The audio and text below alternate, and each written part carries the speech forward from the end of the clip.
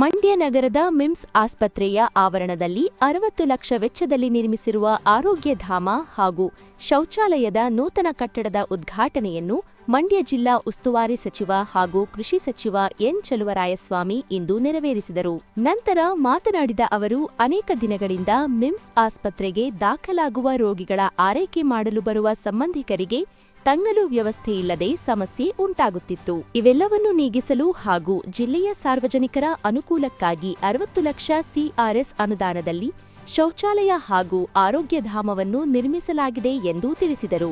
ಮಿಮ್ಸ್ ಆವರಣದ ಹೆರಿಗೆ ವಾರ್ಡ್ ಮುಂಭಾಗದಲ್ಲಿ 34x56 ಚದರ ಅಡಿಯ ವಿಶಾಲವಾದ ವಿಶ್ರಾಂತಿ ಕೊಠಡಿ ನಿರ್ಮಿಸಲಾಗಿದೆ.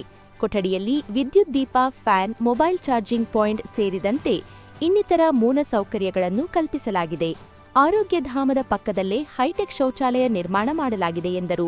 ಸರ್ಕಾರ ಬಂದ ಮೇಲೆ ಇಲ್ಲಿ ಬಂದಾಗ ಭಾಳಷ್ಟು ಜನಗಳಿಗೆ ಈ ಪೇಷಂಟು ಪರವಾಗಿ ಯಾರು ಬರ್ತಾರೆ, ಅಟೆಂಡರ್ಸ್ ಯಾರು ಇರ್ತಾರೆ, ಅವ್ರಿಗೆ ರೋಡಲ್ಲಿ ಮಲಗಬೇಕಾಗಿತ್ತು, ಭಾಳಷ್ಟು ಶೌಚಾಲಯ ಇರಲಿಲ್ಲ. ಈ ಥರದ್ದೆಲ್ಲ ಸಮಸ್ಯೆ ಅಂದ್ಕೊಂಡು ಅವತ್ತು ನಾನು ರವಿ ಇಬ್ಬರು ಡಿ ಸಿ ಅವರಿಗೆ ಹೇಳಿದೆ. CSR ಫಂಡಲ್ಲಿ ಇವತ್ತು 60 ಲಕ್ಷದಲ್ಲಿ ಎರಡೂ, ಒಂದು ಶೌಚಾಲಯ, ಇನ್ನೊಂದು ಮಲಗಕ್ಕೆ 180 ಜನಕ್ಕೆ ಮಲಗೋ ಥರ ಅವಕಾಶವನ್ನು ಮಾಡಿದೆ. ಕಾಟ್ ಹಾಕಿ ಇಬ್ಬರು ಮಲಗೋ ಥರ ಒಂದು ಸ್ಟೇಜ್ ಆ ಥರ ಇದೊಂದು.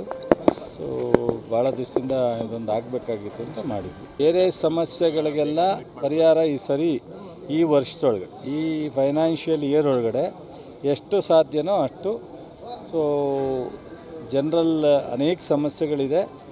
ಕಳೆದ ವರ್ಷ ನಾವು ಬೇರೆ ಕಾರಣಕ್ಕೆ ಕಾನ್ಸಂಟ್ರೇಟ್ ಮಾಡಿ ಇದಾಗಲಿಲ್ಲ. ಈ ವರ್ಷ ನಾವು ಹೆಚ್ಚಿನ ಗಮನ ಹರಿಸಿ ನೆಕ್ಸ್ಟ್ ಮಾರ್ಚ್ ಒಳಗಡೆ ಎಷ್ಟು ಸಾಧ್ಯನೋ ಅಷ್ಟು ಇದನ್ನು ಬದಲಾವಣೆ ತರ್ತೀವಿ. ಇದೇ ಸಂದರ್ಭದಲ್ಲಿ ಮಂಡ್ಯ ವಿಧಾನಸಭಾ ಕ್ಷೇತ್ರದ ಶಾಸಕ ಪಿ ರವಿಕುಮಾರ್, ಜಿಲ್ಲಾಧಿಕಾರಿ ಡಾಕ್ಟರ್ ಕುಮಾರ, ಜಿಲ್ಲಾ ಪಂಚಾಯತ್ ಮುಖ್ಯ ಕಾರ್ಯನಿರ್ವಾಹಕ ಅಧಿಕಾರಿ ಕೆಆರ್ ನಂದಿನಿ, ಜಿಲ್ಲಾ ಪೊಲೀಸ್ ವರಿಷ್ಠಾಧಿಕಾರಿ ಮಲ್ಲಿಕಾರ್ಜುನ ಬಾಲದಂಡಿ, ಮಿಮ್ಸ್ ನಿರ್ದೇಶಕ ಡಾಕ್ಟರ್ ನರಸಿಂಹಸ್ವಾಮಿ, ಮುಡಾ ಅಧ್ಯಕ್ಷ ನಯೀಂ ಸೇರಿದಂತೆ ಇನ್ನಿತರ ಅಧಿಕಾರಿಗಳು ಉಪಸ್ಥಿತರಿದ್ದರು.